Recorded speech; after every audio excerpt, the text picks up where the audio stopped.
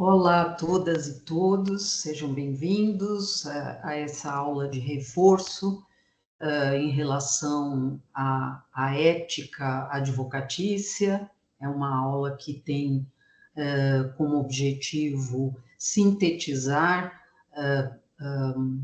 aspectos e temáticas que são recorrentes tanto na vida cotidiana profissional como no exame da Ordem dos Advogados. Então, é uma aula que tende a apoiá-los, ajudá-los, trazer informações, instrumentos para que vocês possam enfrentar os dilemas éticos e também é uma aula para incentivá-los a desejarem o agir ético, né? É sempre bom reforçar que a ética não se faz sozinha, né? E ninguém pode também ser ético no seu lugar.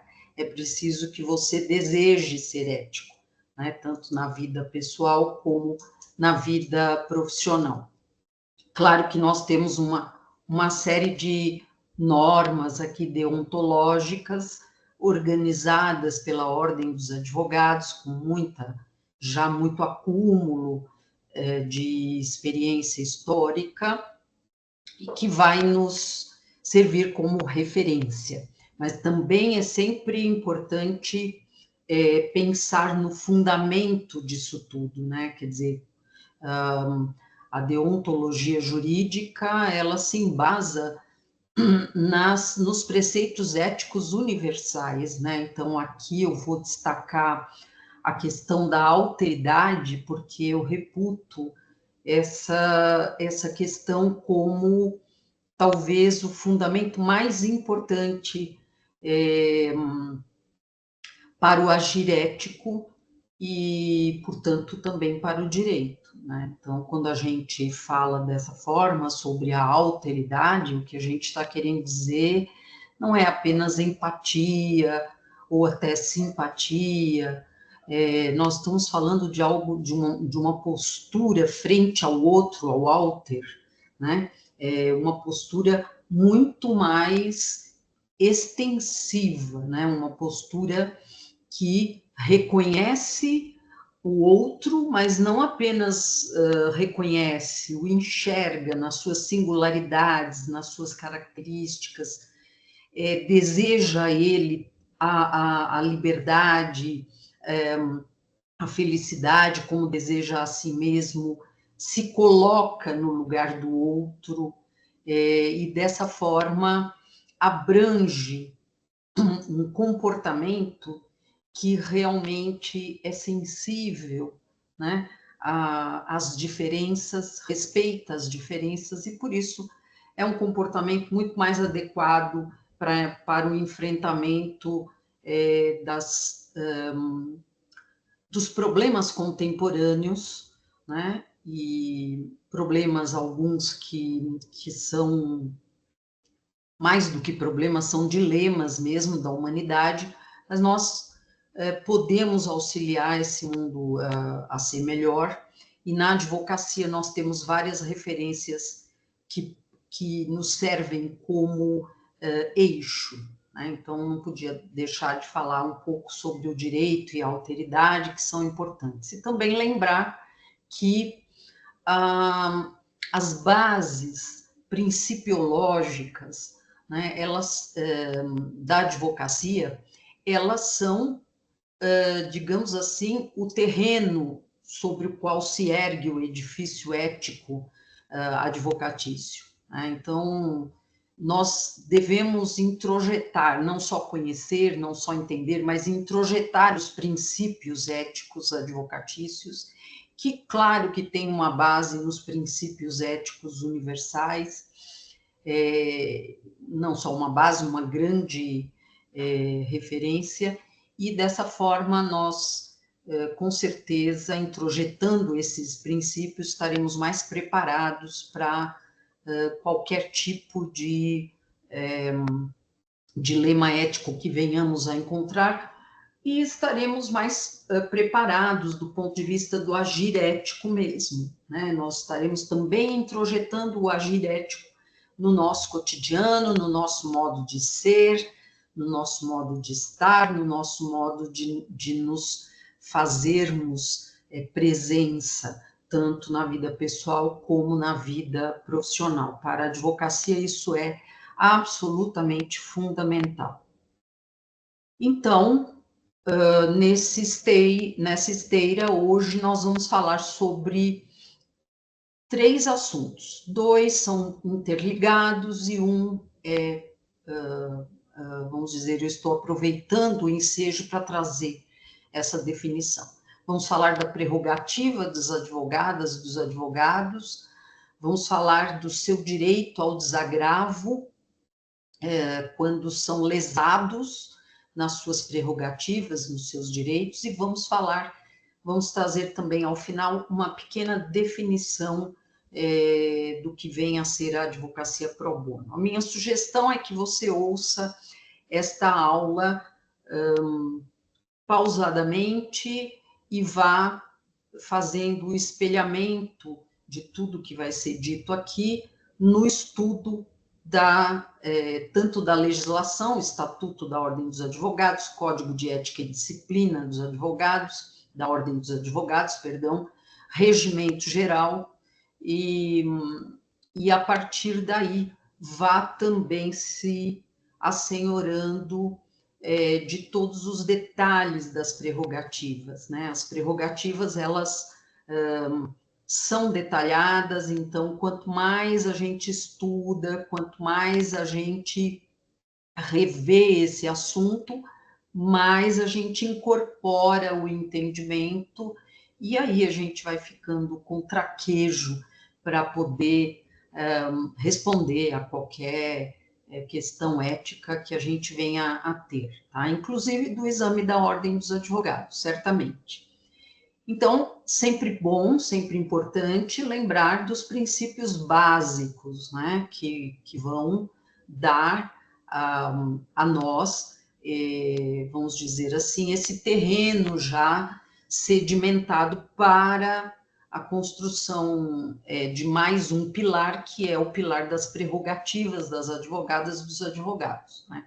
Então, os 3 princípios que a gente não deve nunca deixar de lado são os princípios da independência. O primeiro, da independência, ou seja, nós, para servirmos à justiça, nós temos que ter a nossa independência intelectual, técnica, ética garantida. Senão, nós não conseguimos desempenhar uma boa defesa de direitos, não conseguimos educar para a consciência de direitos, não conseguimos trabalhar em prol da defesa do Estado de Direito que o Brasil escolheu ser e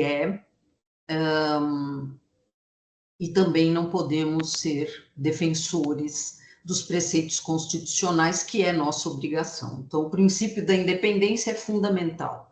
O princípio da inviolabilidade é um princípio que tem a ver com essa questão da independência, né? Quer dizer, se nós precisamos ter independência para fazer uma defesa de direitos adequada, é preciso que a gente também tenha uma inviolabilidade dos nossos direitos garantida no exercício da profissão. Então, o princípio da inviolabilidade, ou seja, como a gente costuma dizer, o princípio da imunidade funcional é também absolutamente importante, assim como o princípio da indispensabilidade, ou seja, a advogado e advogado são indispensáveis ao exercício da justiça, ao sistema de distribuição da justiça. Então, esses 3 princípios são realmente fundamentais para nós. Como eu disse,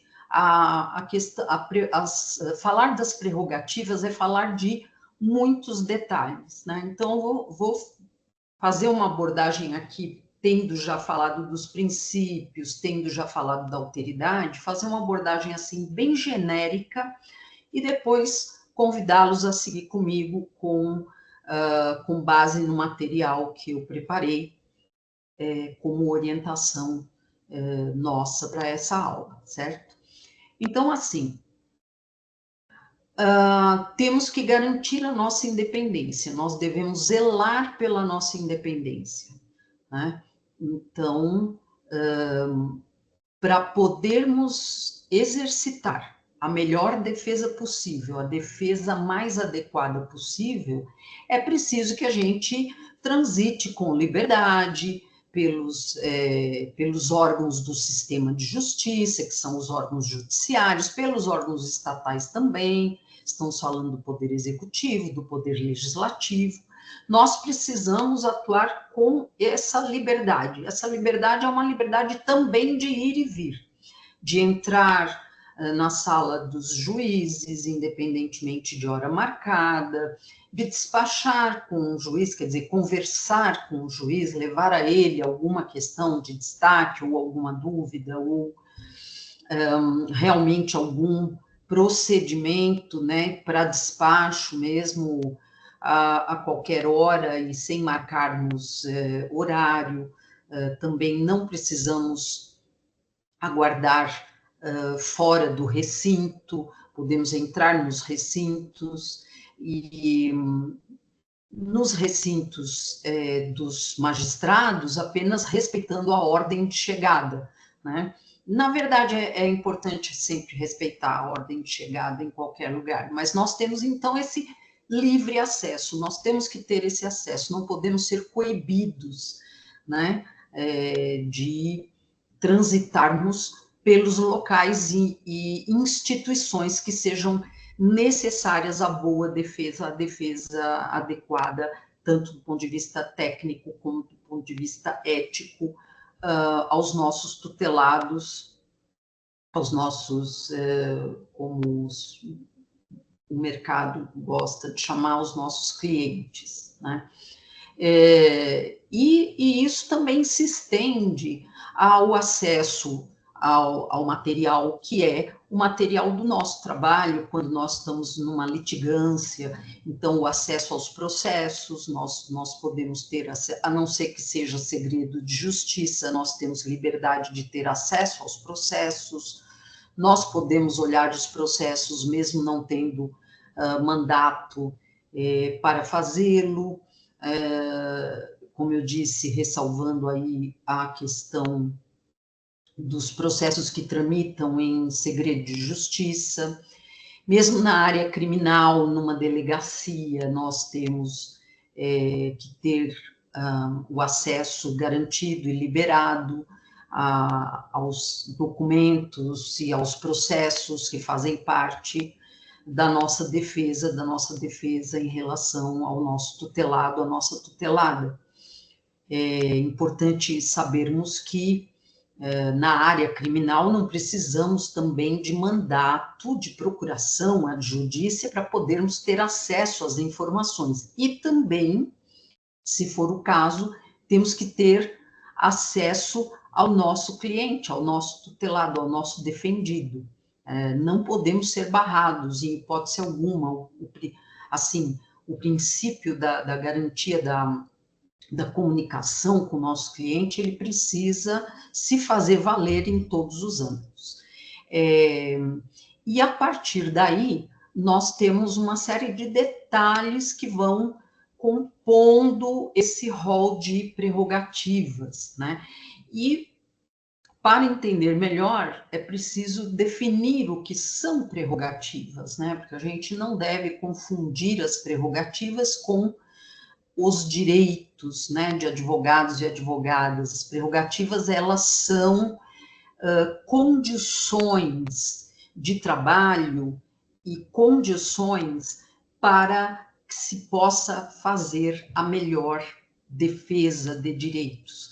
Então, sem a prerrogativa, nós não conseguimos fazer a melhor defesa de direitos. Por isso que as prerrogativas são importantes, fundamentais, elas são condições institucionalmente reconhecidas para que nós possamos desempenhar bem a nossa profissão, a nossa função, lembrando que nós, todos os profissionais do direito, e aí sim advogadas e advogados também, temos uma função de natureza pública, né, a desempenhar, estamos a serviço da justiça. Então, é importante zelar, né, por essa independência e essas condições de trabalho, que, como eu disse, são reconhecidas, amplamente reconhecidas. Então, não se trata de privilégios, certo? Não se trata de privilégios. Se trata, sim, de formas, condições para que a gente possa desenvolver o nosso trabalho a contento. Né? Então, muito importante a gente saber isso e não confundir, inclusive para poder defender as prerrogativas. Né?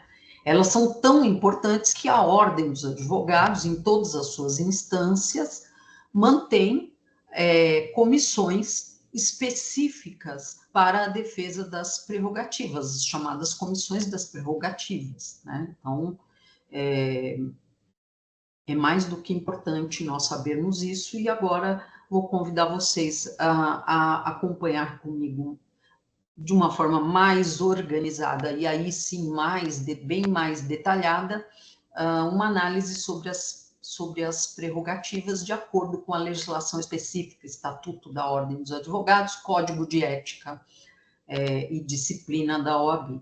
Antes disso, dizer também que as prerrogativas existem com uma outra finalidade, que é muito importante, que é trazer equilíbrio para a relação do nosso cliente, porque quando ele busca o direito no âmbito do Estado, e o Estado é muito mais poderoso do que ele. Então, a nossa liberdade, a nossa autonomia, a nossa indispensabilidade na administração da justiça vem através das prerrogativas para equilibrar essa relação, para que o Estado não massacre, desculpa, o termo está errado, para que o Estado não se sobreponha ou subjugue o nosso cliente, o nosso tutelado. Então, as prerrogativas são também uma base de equilíbrio para a busca da justiça, certo? Então, vou compartilhar com vocês aqui agora o material que eu preparei.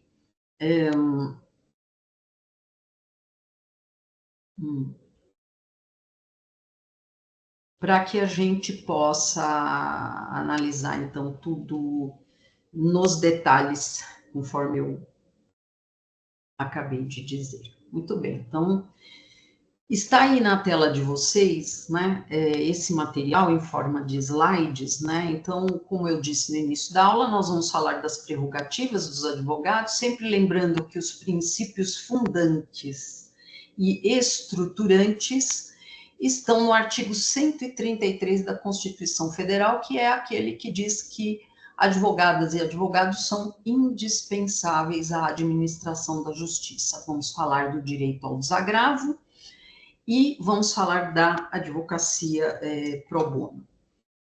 Já falamos um pouco da alteridade, né? Então, só para organizar as nossas ideias, a alteridade significa não apenas ver o outro ou reconhecer o outro, mas ser o outro, colocar-se no lugar do outro. Então, ela indica uma vivência que é um exercício constante para colocar-se no lugar do outro, e como está aí no nosso slide, perdão, ao fazer isso, perceber o outro como uma pessoa singular e subjetiva.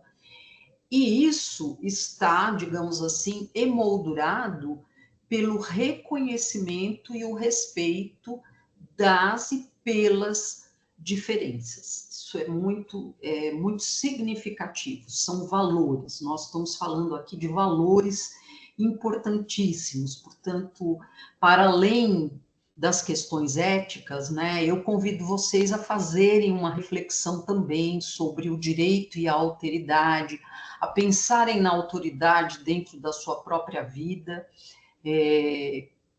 como é que ela está colocada, ela está, não está, se não está, é preciso pensar em exercitá-la, certo?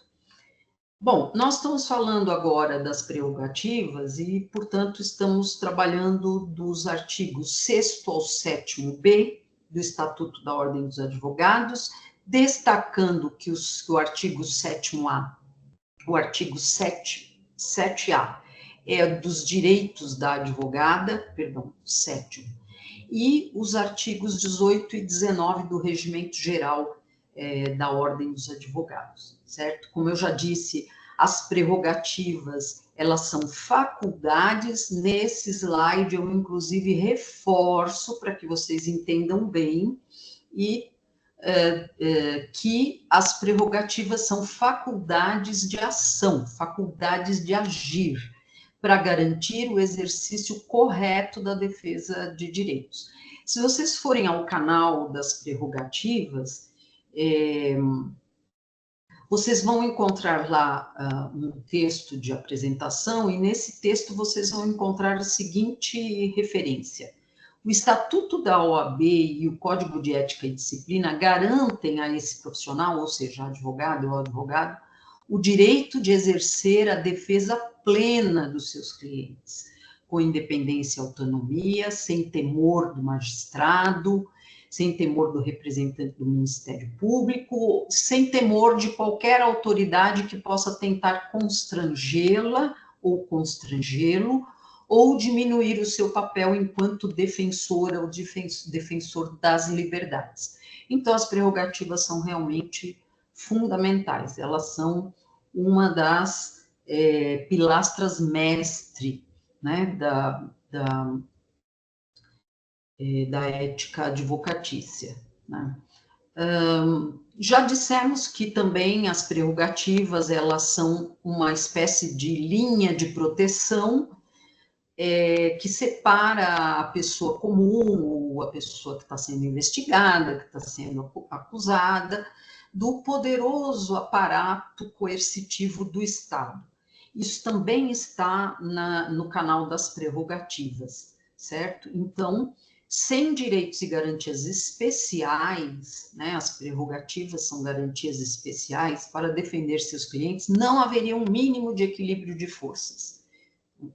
Muito importante saber isso. E lembrando também que nós temos a missão que as advogadas e advogados têm a missão de assegurar a cidadania e dar concretude aos comandos constitucionais. Advogadas e advogados que não fazem isso não poderiam ser advogadas e advogados. E, em algum momento, podem ser chamados à atenção por isso, processados, podem até cometer infrações disciplinares, né? Então, há que se ter essa consciência, porque isto, assegurar, trabalhar em prol da cidadania e da concretude dos comandos constitucionais, são valores também. Esses valores têm que estar introjetados no nosso agir ético, né? Já falamos dos 3 princípios importantes, agora existem alguns princípios que eu vou chamar a atenção, colocar aqui em destaque, porque eles têm uma característica, uma natureza um pouco mais funcional, né, para a advocacia. Então, é importante a gente sempre lembrar deles. Então, o princípio da pessoalidade, ou seja, o contato pessoal reservado com o cliente para conservar também o sigilo profissional. O princípio da confiabilidade, a confiança que deve embasar a relação cliente-advogado, e permitir, né, o exercício adequado do interesse, da defesa do interesse jurídico que vai ser tutelado. O princípio do sigilo profissional, que a gente deve entender como um poder-dever, quer dizer, ao mesmo tempo, nós devemos garantir o sigilo profissional, ao mesmo tempo, ele é um poder para garantir a defesa adequada dos interesses jurídicos do nosso tutelado, certo? Então, o princípio do sigilo profissional também é um princípio base que eu gostaria de destacar.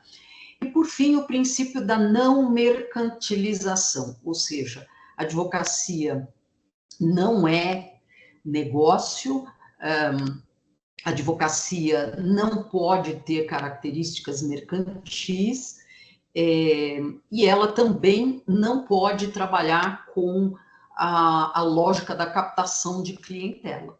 Tá? Isso é para o âmbito mercantil, perdão, que não é o âmbito da advocacia. Então, com base nesses princípios mais destacados aqui, a gente vai falar agora especificamente das prerrogativas, né? Em primeiro lugar, eu chamo a atenção para o artigo 6º do Estatuto da Ordem dos Advogados, do Estatuto da Advocacia, que garante a ausência de subordinação e hierarquia, ou seja, não há hierarquia que nos coloque acima ou abaixo, principalmente abaixo, de qualquer outro ator no cenário do sistema de distribuição de justiça, nem juiz, nem promotora, nem defensora pública, nem procurador-geral da União, procurador-geral do Estado, etc., etc. Né? Todos nós devemos tratar com considerações e respeito, como aqui está colocado no nosso slide, mas essas considerações e esse respeito, essa urbanidade, ela deve ser recíproca, certo? Então, não há hierarquia, nós não temos ninguém acima de nós e nem abaixo de nós. Tá? Como eu disse, nós temos que transitar, né, para exercer a melhor defesa de direitos. E aí nós vamos para o artigo 7º, que é o mais detalhado, então você não deixe de estudar bem o artigo 7º do Estatuto e entender bem como é que ele está ali descrevendo as condições, as faculdades que temos que ter para o exercício da advocacia. Né? Então, em primeiro lugar, a gente tem a prerrogativa de exercer com liberdade a nossa profissão em todo o território nacional. Tá? Não é apenas no local onde nós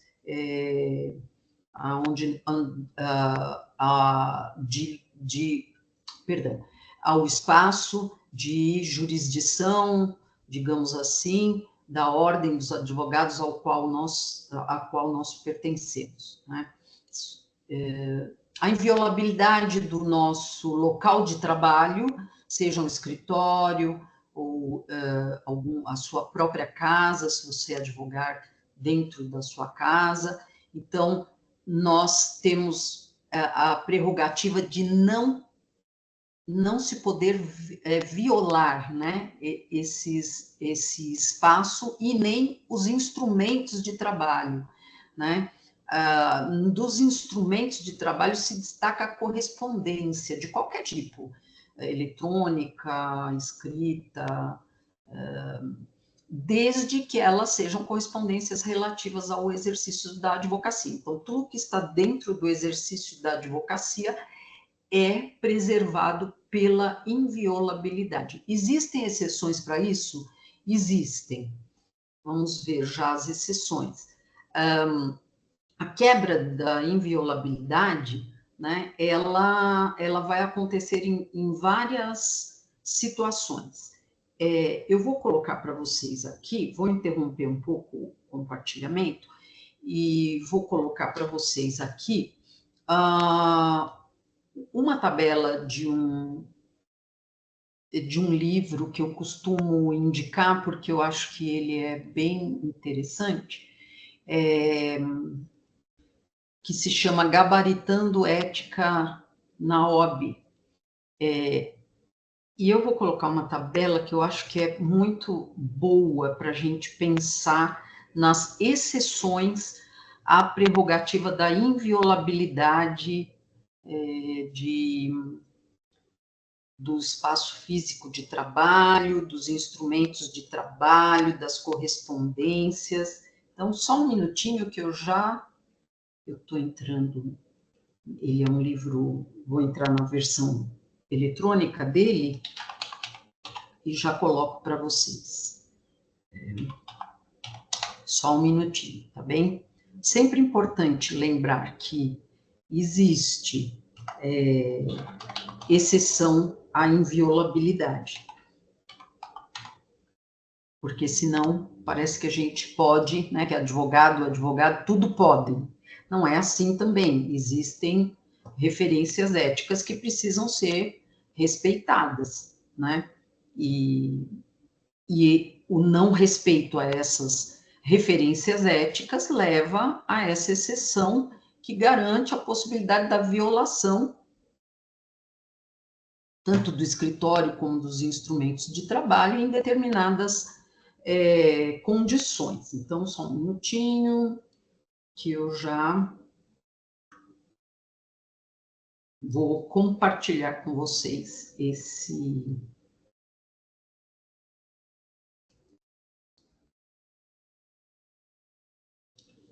quadro. Só entrar nele de novo. Aqui.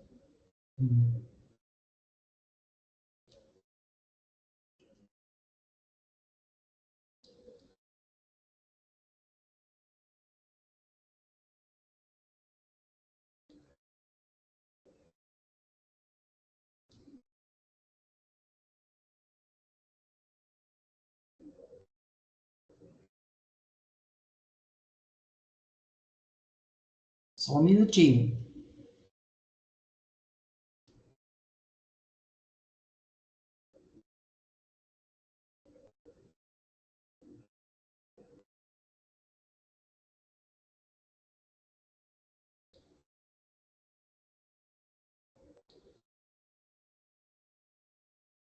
Aqui eu estou abrindo a janela e ele não está querendo entrar. Vamos ver se eu consigo encontrar aqui.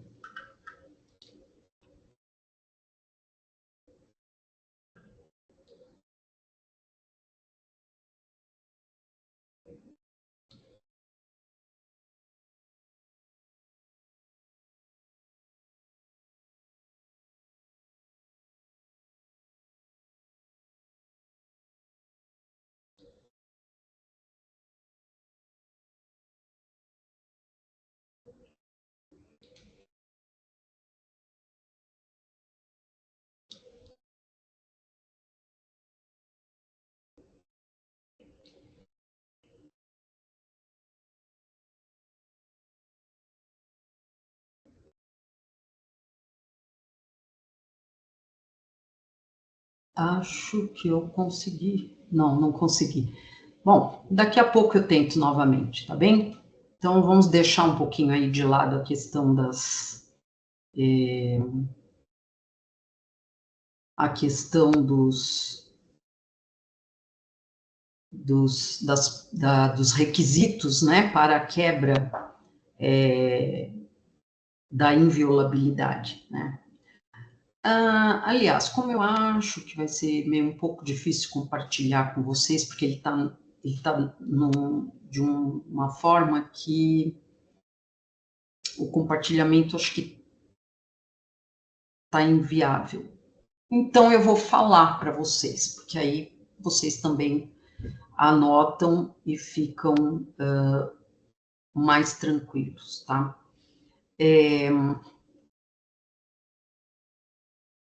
Bom, nós estamos falando dos artigos 7º, parágrafos 6º, 6º-A, 6º-B, 6º-C, 6º-D, 6º-E, 6º-F, 6º-G, 6º-H e do artigo 7º do Estatuto dos Advogados. Então, se houver um indício de autoria e materialidade da prática de crime pelo advogado, a inviolabilidade, a violabilidade pode se dar. Mas vejam, é preciso comprovar. Esse indício tem que ser forte, não pode ser qualquer, não pode ser assim, o meu funcionário, eu sou juiz, vou determinar a violação dos materiais do escritório, etc., mas eu não posso fazer isso com base no que alguém falou, tem que ser um indício forte, né? Pode haver uma medida judicial, uma ordem judicial. Se ela for, e até em termos cautelar, pode ser uma medida cautelar, mas ela deve ser bem motivada, bem fundamentada, ela deve especificar detalhadamente, pormenorizadamente, o que se vai buscar e apreender no escritório e dentro de toda a organização do escritório do advogado, ou seja, que documentos se vão buscar, que quebra de sigilo se irá olhar, que quebra telefônica se irá fazer, etc., etc., que material eletrônico, telemático. Então, a ordem judicial que embasa a quebra da inviolabilidade, ela tem que ser bem pormenorizada. Isso, às vezes, é recorrente no exame da ordem, né? A medida judicial cautelar, que importe na violação do escritório do local de trabalho, ela é sempre determinada como uma hipótese excepcional, desde que ela tenha realmente um fundamento muito forte pelo órgão acusatório. Então, o órgão acusatório vai sempre entender essa violação, né, do escritório, do material de trabalho, como uma exceção, uma hipótese excepcional. E é proibida a determinação de medida cautelar se ela for fundada exclusivamente em elementos produzidos por declarações de colaboradores, sem confirmação, ou seja, sem provas robustas, né? O acompanhamento dessa entrada, dessa busca e apreensão, dessa violação do escritório e do material de trabalho tem sempre que ser realizada com o acompanhante, com o representante da ordem dos advogados. Então, a diligência e a análise do que for apreendido tem sempre que ser acompanhada pelo representante da ordem dos advogados. E esse representante, ele tem o direito de ser respeitado pelos agentes que vão cumprir essa busca, essa apreensão, né? Se não houver esse respeito, pode se caracterizar aí um abuso de autoridade, certo? E nós temos o dever de zelar pelo cumprimento fiel do objetivo da investigação, né? Então, a gente tem que, o representante da OAB, ele pode, inclusive, impedir que se tenha acesso a documentos, mídias, objetos que não sejam relacionados àquele tema específico da investigação, certo? Principalmente quando se tratar de outros processos de outros tutelados, inclusive porque isso é fundamental para zelar pelo segredo profissional, certo? Então, o representante da OAB é fundamental. Se houver uma inviabilidade técnica para separar a documentação, né, ou a mídia, ou os objetos não relacionados com a investigação, Então, no momento da execução da decisão judicial de apreensão, se não houver como fazer essa separação, a cadeia de custódia preservará o sigilo do seu conteúdo, assegurada a presença do representante da OAB. Tá? Então, isso é fundamental. Se não houver como separar o material, a cadeia de custódia vai preservar esse sigilo, é obrigação dela, é dever dela. Se o agente responsável pelo mandado de busca e apreensão não observar a determinação de preservação do sigilo, o representante da OAB fará um relatório do fato ocorrido, e com a inclusão dos nomes dos servidores, a identificação deles, e vai dar conhecimento imediato à autoridade judiciária e também encaminhará esse relatório à ordem dos advogados para que ela elabore uma notícia-crime. Tá? Então, vejam como é muito excepcional a violação do local de trabalho. É garantido o direito de acompanhamento pelo representante da OAB e pelo profissional investigado, é óbvio, né? Então, não há possibilidade de impedir o investigado, o profissional investigado, de acompanhar a situação, certo? Mas também nada se fará sem o representante da OAB. E o profissional investigado, ele tem que ser informado disso com uma antecedência mínima de 24 horas, certo? A informação, a autoridade que vai cumprir esse mandato informa a seccional da Ordem dos Advogados, a data, o horário, o local em que os documentos serão analisados, né, e os equipamentos apreendidos. Então, isso para garantir o direito de acompanhamento. Se houver alguma urgência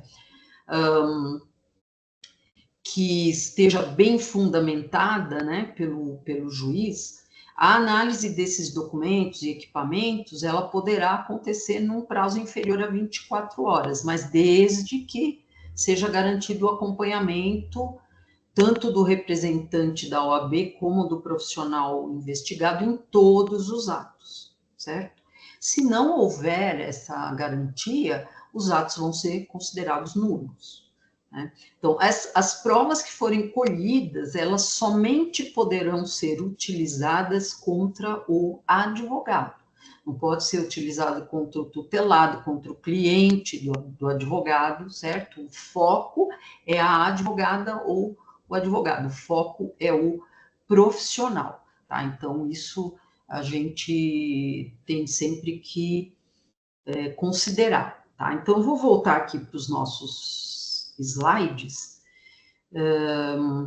compartilhar com vocês novamente, para a gente continuar. Então,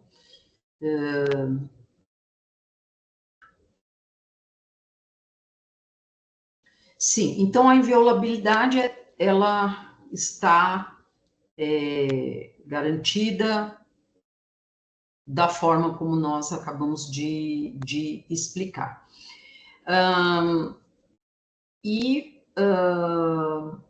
Uma das prerrogativas também importantes é que advogado e o advogado podem se comunicar diretamente com seus clientes de forma pessoal e reservada, para garantir que a defesa plena seja feita, especialmente em casos complexos, mesmo que sejam casos de prisão ou de detenção, a comunicação deve ser garantida pela autoridade, e, mais do que isso, não há necessidade de procuração adjudícia, de mandato, certo?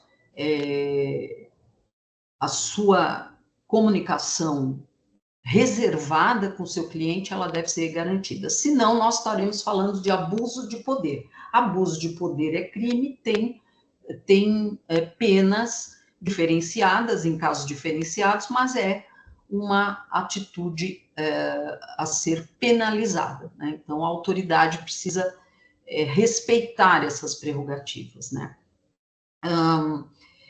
Agora, o advogado, se ele é que for preso, desde que seja em flagrante, por motivos ligados ao exercício da advocacia, então essa prisão deve ser efetuada na presença do representante da OAB.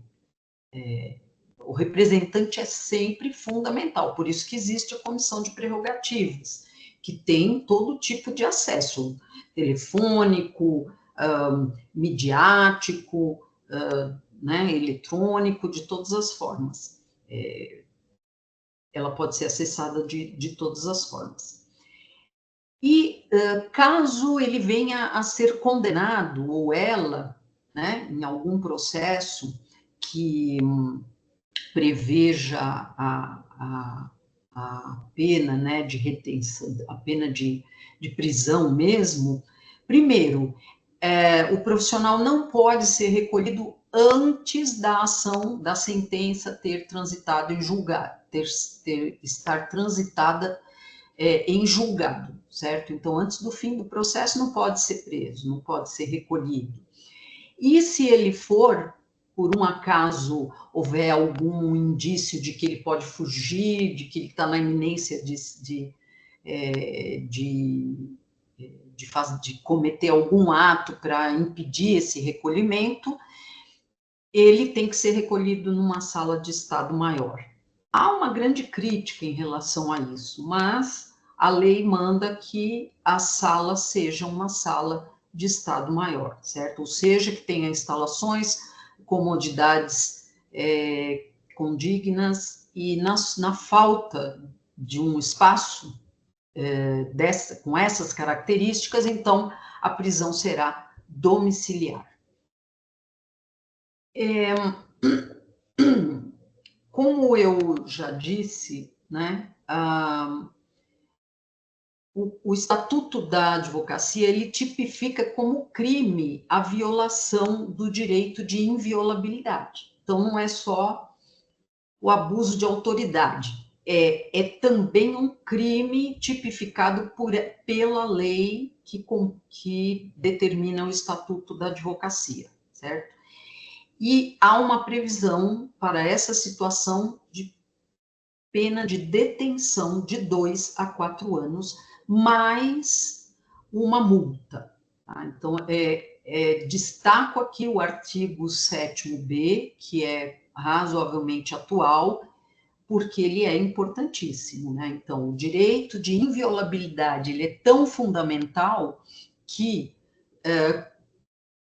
a violação do direito da inviolabilidade é crime e prevê detenção de 2 a 4 anos. Né? Então, crime significativo. Bom, como eu disse, nós podemos transitar, os advogados e advogadas transitar e ingressar livremente, seja nas salas dos tribunais, das sessões, e você pode transitar ali em qualquer lugar, mesmo além da divisa, né, digamos assim, entre a parte reservada dos magistrados e a parte pública, né, então não há obstáculo para a advogada e o advogado. Pode transitar nas salas de audiência, secretarias, cartórios, ofícios de justiça, serviços notoriais, registro, todas as instituições, e destacando sempre que no caso de delegacias e prisões, mesmo fora do horário de expediente, independentemente da presença dos seus titulares, ou seja, do delegado, né, a advogada e o advogado podem circular e têm essa prerrogativa. Tá? Em qualquer recinto que seja público ou que funcione uma repartição judicial, o advogado e ele precise ir até lá para recolher alguma informação, algum dado que seja importante para a sua atividade profissional, ele pode entrar e pode circular. Agora precisa ter alguém presente para atendê-lo, né? Então, não se trata de uma invasão, né, do ambiente, mas é importante que ele tenha esse direito, né, de colher a prova e as informações necessárias em qualquer desses recintos, certo? E também ele pode representar o seu cliente em qualquer assembleia, reunião, que a presença do cliente seja importante, mas nesse caso, né, tá aqui em destaque no nosso slide, ele tem que estar munido de poderes especiais, então ele tem que ter uma procuração para isso, tá bom? Bom, para falar com os magistrados, eu já disse, não há óbice, não podemos ser impedidos de ter acesso, de conversar diretamente com os magistrados nas suas salas, nos seus gabinetes de trabalho, não há necessidade de marcar horário. Agora, como eu disse também, importante respeitar, observar a ordem de chegada, tá? Se você estiver num ambiente de audiência, e estiver esperando o pregão, de audiência ou de qualquer ato assemelhado, estiver esperando o pregão, né? Se depois do horário marcado deu 30 minutos, a autoridade não veio fazer o pregão, você pode se retirar. Isso não vai prejudicar o seu cliente ou a defesa que você iria fazer, tá certo? Então, para a gente entender bem, vamos ver aqui como está no nosso slide, retirar-se do recinto após 30 minutos, aguardando o pregão, depois do horário designado, 30 minutos depois do horário designado para o pregão, e ao qual ainda não tenha comparecido a autoridade que deveria presidir esse pregão, né? Mas é preciso comunicar de forma protocolizada o juízo, certo? O juízo precisa saber que você esperou 30 minutos, não veio ninguém, não teve o pregão, e por isso você foi embora, porque isso prejudicaria também a defesa de outros tutelados, de outros clientes em tese, tá? Pode fazer uso da palavra a qualquer momento, pode ter a performance que você julgar mais adequada ao bom desenvolvimento da sua profissão, então, sentado ou em pé, pode também transitar na sala sem pedir licença, né? E quanto aos autos, aos processos, né?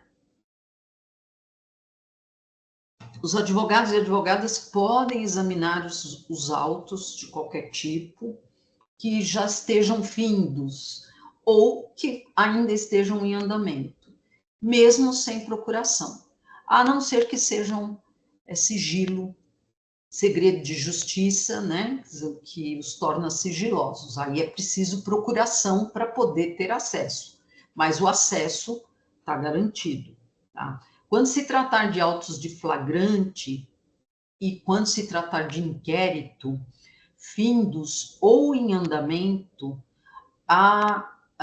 o acesso a eles também está garantido, mesmo quando esses autos ou esse inquérito esteja com a autoridade para qualquer tipo de despacho. Muitas vezes é dito, não, doutora, a senhora não pode ter acesso a esse inquérito porque ele está concluso para o delegado despachar. Não importa. Vai ter acesso a esse direito, está garantido a nós.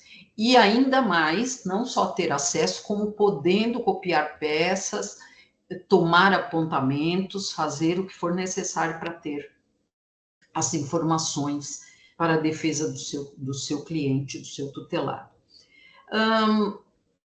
Então, a gente pode ter também acesso, ter vistas a processos de qualquer natureza, sejam os judiciais ou sejam os administrativos, certo?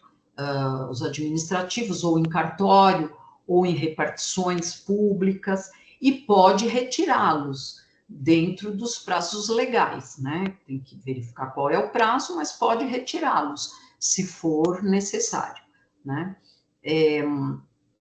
E quando o processo já está findo, já está até às vezes arquivado, você também pode retirar, mesmo sem procuração, desde que não seja sigiloso, pelo prazo de 10 dias. Nunca se esqueça de devolver no prazo, tá? Porque a não devolução no prazo implica numa infração disciplinar importante. O uso da palavra ele pode se dar em qualquer tribunal, em qualquer área administrativa, órgão de deliberação coletiva da administração pública, comissão parlamentar de inquérito, e isso deve ser feito pela ordem, né? Quer dizer, a gente solicita pela ordem, por quê? Pela ordem de inscritos, né? E a intervenção não pode ser alongada, né? Quer dizer, tem que ser uma intervenção objetiva, né? Uma intervenção sintética, sumária, né? E isso você tem o direito de fazer o uso da palavra pela ordem para esclarecer alguma dúvida, algum erro que foi suscitado, né? Em relação aos fatos, documentos ou afirmações que vão influenciar na decisão, né? Então, é preciso esclarecer bem essas afirmações, porque às vezes elas vão influenciar positivamente, mas às vezes elas vão influenciar negativamente. Então, você tem o direito ao uso da palavra. Um destaque que é importante sempre fazer e ter em mente é que nós temos o direito de estarmos frente a frente com o nosso cliente. Aqui também mais uma citação do canal de prerrogativas, né? Então, estar frente a frente com o seu cliente, até mesmo quando se tratar de um preso incomunicável. A comunicação não se limita ao contato físico, mas abrange também a troca de correspondências, telefonemas ou qualquer outro meio de contato aos quais deve igualmente ser resguardado o sigilo profissional, tá certo? Muito bem. Então, aqui, esse slide, ele faz, assim, uma pequena síntese, né, do que a gente falou até o presente momento. Bom, quando se trata de sustentação oral, né, de sustentar oralmente as razões, então aqui um ponto bem específico do nosso direito ao uso da palavra, né, a gente tem o direito de fazer a sustentação oral das razões que queremos apresentar, das razões de direito, das razões de fato, em qualquer recurso, em qualquer processo, nas sessões de julgamento, após o voto do relator, em instância judicial ou administrativa. Então, a gente tem o direito a sustentar oralmente as razões. Sempre importante fazer as sustentações orais da defesa dos nossos clientes. Muitas vezes há quase que um hábito, né, que não é um bom hábito, de identificar as tendências jurisprudenciais e, se elas forem favoráveis ou contrárias, não fazer uso da sustentação oral, porque a tendência já está cristalizada. Não façam isso. É sempre importante fazer a sustentação oral, até porque na sustentação oral, às vezes você quebra, você altera a tendência jurisdicional, certo? Bom, temos o direito de uso à palavra, sempre pela ordem, qualquer juízo, qualquer tribunal. A intervenção deve ser sumária, deve esclarecer alguma dúvida, algum erro em relação a fatos, documentos, ou também esclarecer algo em relação às afirmações que possam influenciar no julgamento. Temos o direito de usar a palavra também para replicar as acusações ou censura que nos forem feitas, certo? Isso é importante porque nós temos o direito de não sermos subjugados por ninguém, certo? Não há hierarquia, não há nenhuma condição que permita ou que autorize um tratamento inadequado ao profissional advocatício. E temos o direito de reclamar verbalmente ou por escrito contra a inobservância de preceitos da lei, do regulamento, do regimento, perante qualquer juízo, tribunal ou autoridade. No que diz respeito à sustentação oral, a regra é que ela seja feita antes do voto do relator. Mas existe uma exceção que está lá no artigo 60, parágrafo 4º do Código de Ética e Disciplina, que garante que a sustentação oral também possa ser feita depois do voto do relator, isso no processo disciplinar da Ordem dos Advogados. Como eu disse, o advogado tem liberdade para escolher a sua performance, a performance que parecer ser a melhor para a defesa que ele está exercendo, né? No que diz respeito a consultas e vistas de processos e inquéritos, né? As exceções são quando, eu já disse isso, mas eu vou repetir aqui, de uma forma bem organizada, quando as ações tramitam em segredo de justiça, aí a consulta é permitida só só quando temos procuração adjudícia, e ela deve ser inserida nos autos, juntada aos autos, né? No caso do advogado reter os autos de forma abusiva, além do prazo legal, então aí se a gente fez isso com os autos, a gente não terá mais o direito de consulta. Por isso que é muito, muito importante zelar, cumprir o prazo legal de devolução de autos, quando a gente retira os autos, no caso de autos que possam, e as vistas eletrônicas também. Não se pode ter vistas quando o processo contém documentos originais de difícil restauração e manuseio. Nesse caso, o próprio cartório vai providenciar as cópias para o advogado, porque só um especialista pode mexer nesses documentos originais e de difícil restauração. O mais relevante, né? Exceção à garantia do acesso livre a qualquer investigação. O acesso é delimitado pela autoridade da tramitação a documentos e provas que não estejam acostados ou formalizados no processo, cuja vista possa prejudicar a investigação em andamento. Isso é muito criticado, né? Por quê? Porque essa expressão é uma expressão genérica, muito genérica, né? Mas a gente precisa respeitar, né, essa exceção aqui ao nosso livre direito de investigação. Tá? No Código de Processo Civil, nós vamos ter também as prerrogativas que dizem respeito aos procuradores, que são totalmente semelhantes às prerrogativas de advogadas e advogados. Tá? Elas estão detalhadas no artigo 107, no artigo 112, salvo engano, no artigo 234, se eu não estou enganada, tá? Então, depois vocês, aqui eu não vou ler, mas só para vocês saberem que eles têm praticamente as mesmas prerrogativas que nós temos, muda alguma coisa, como, por exemplo, quando o processo estiver findado, então o procurador pode requerer vistas por 5 dias, né? Mas o restante é igual a da advogada e do advogado, tá?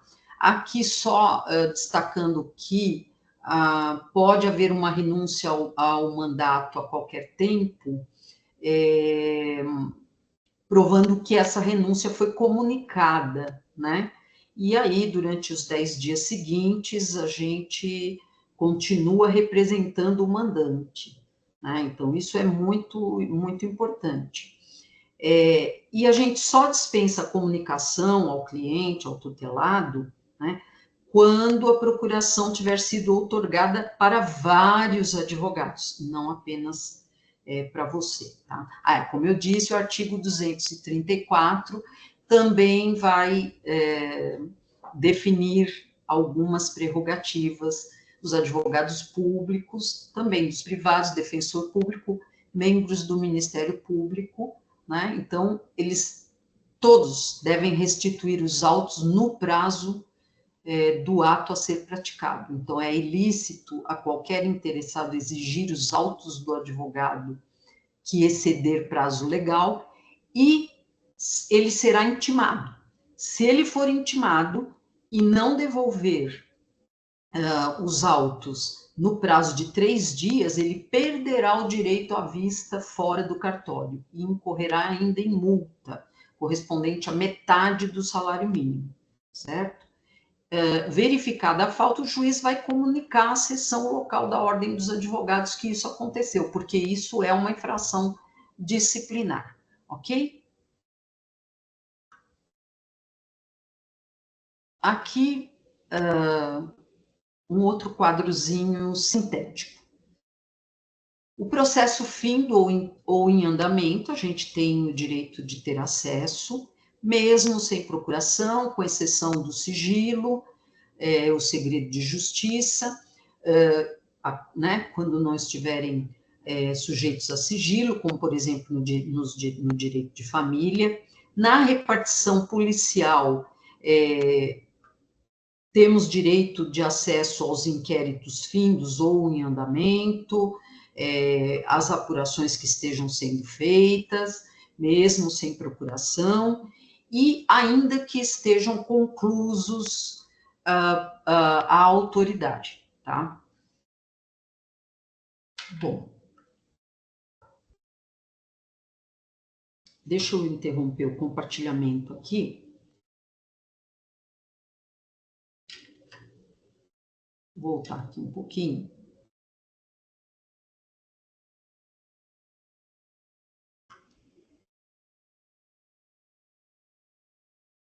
Bom, então agora nós vamos falar do direito das advogadas. O direito das advogadas é de suma importância. É muito importante mesmo que vocês conheçam o direito das advogadas, respeitem, né, quando não forem, quando respeitem todos os detalhes, seja você homem, seja você mulher, e eles não são um privilégio. Também isso eu gostaria de frisar aqui com bastante ênfase, né? Os direitos da mulher advogada não são um privilégio, eles são condição sine qua non para o bom exercício da tutela de direitos que está sob sua responsabilidade. Então, existem situações especiais que têm que ser regulamentadas de forma especial. É disso que nós estamos falando quando nós detalhamos os direitos da advogada, de condições especiais da mulher, que são únicas da mulher e que, hoje em dia, nem tanto mais quase únicas da mulher e que devem ser também respeitadas pela sua especialidade, certo? Então, é disso que nós falaremos agora. Vou compartilhar novamente com vocês. Perdão.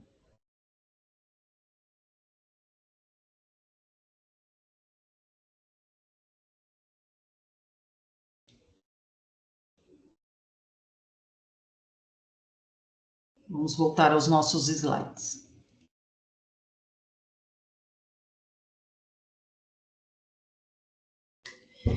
Então, nós estamos falando do artigo 7º do Estatuto da Ordem, do Estatuto da Advocacia, e estamos falando das condições especiais que dizem respeito à mulher. Quando ela estiver gestante, ela terá o direito de entrar nos tribunais sem ser submetida aos raios-x ou aos detectores de metal, porque isso pode fazer mal para o bebê, pode fazer mal para ela também nessa condição especial. E ela terá vagas reservadas nas garagens de todos os fóruns e tribunais, certo? Para que ela possa ter maior agilidade e ficar o menos tempo possível dentro do tribunal. Quando elas estiverem lactantes ou for adotante, ou que tiver acabado de dar à luz, né, elas terão o direito à creche, onde houver, dentro dos tribunais, ou a um local adequado para que se possa fazer o atendimento das necessidades do bebê, inclusive a amamentação. Né? A amamentação não pode ser proibida de forma alguma. Também preferência na ordem das sustentações orais das audiências, né? Desde que ela comprove a sua condição. Então, para ter essa preferência, ela tem que mostrar que ela é gestante, que ela é lactante, ou que ela é adotante, ou que ela deu à luz há pouco tempo, ou acabou de dar à luz. Tá? Quando se tratar de adotante ou de uma mulher que deu à luz, né, os prazos processuais serão suspensos por 120 dias corridos a contar da data do parto ou a contar da concessão da adoção, certo? E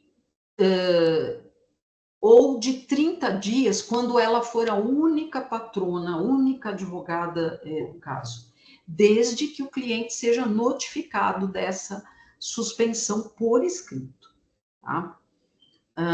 Os direitos previstos, né, a advogada gestante ou lactante ou adotante, eles aplicam-se enquanto perdurar, respectivamente, o estado gravídico ou período de amamentação. Perdão, para adotante não, só para gestante e lactante. E os direitos, né, dos quais nós acabamos de falar no que diz respeito à advogada adotante ou a que der à luz, são concedidos pelo prazo previsto no artigo 392 da CLT.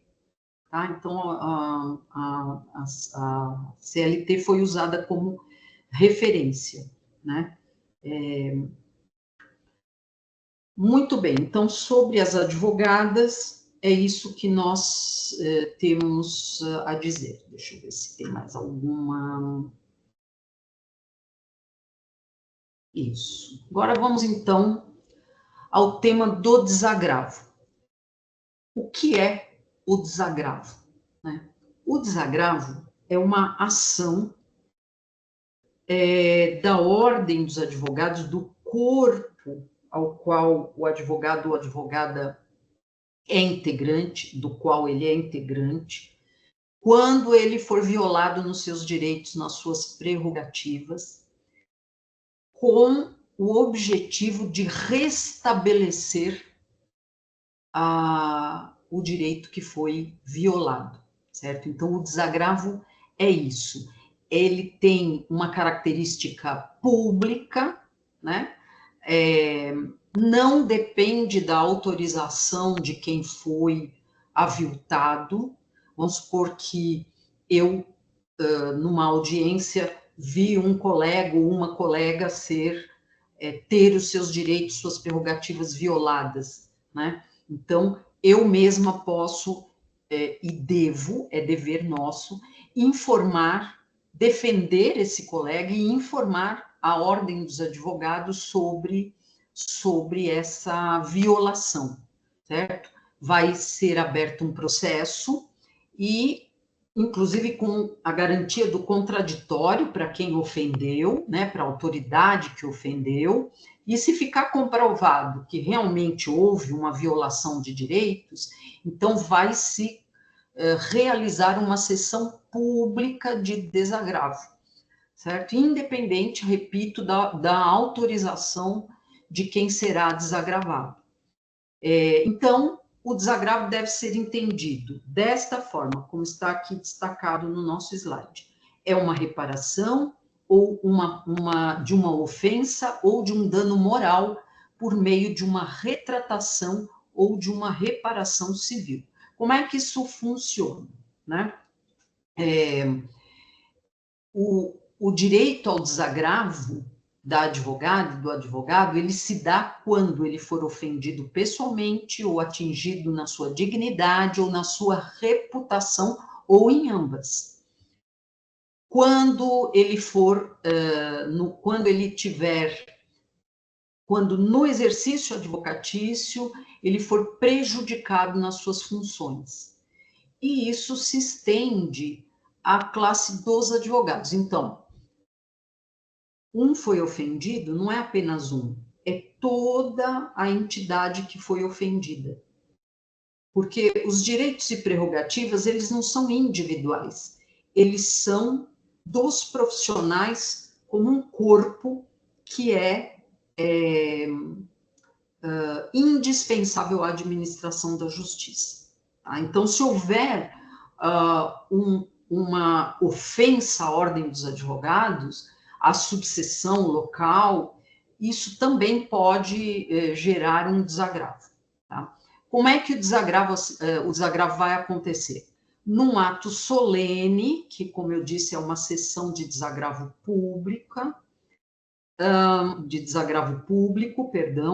a pedido de qualquer pessoa, a pedido do conselho, por ofício, né, do conselho seccional da OAB competente, e sempre promovido pelo conselho seccional da OAB competente.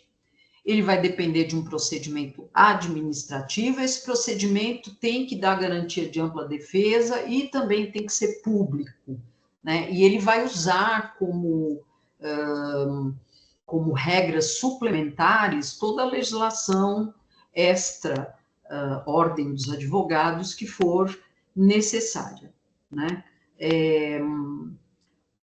Durante a sessão de desagravo público, o presidente ou a presidente da Ordem dos Advogados vai ler uma nota pública, essa nota que desagrava, né, o profissional, essa nota vai ser publicada na imprensa, vai ser enviada a quem ofendeu e às autoridades envolvidas. E vai também ser registrado nos assentamentos do advogado desagravado. Não se esqueçam que não depende da concordância ou da anuência do ofendido.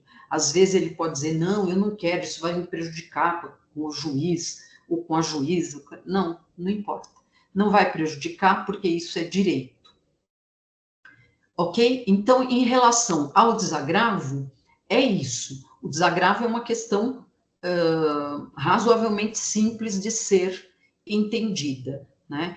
E não se deve esquecer que ele é um processo que vai levar em consideração a garantia da publicidade, a garantia da ampla defesa, tá? Antes de chegar à conclusão de que é necessário, sim, o desagravo público, ok? Bom, essa temática da advocacia pro bono, ela não está diretamente ligada às prerrogativas e ao tema do desagravo, né? São temas que a gente trata independentemente, mas um do outro. Mas eu vou aproveitar o ensejo para trazer aqui uma definição, para que vocês não confundam a advocacia pro bono com a assistência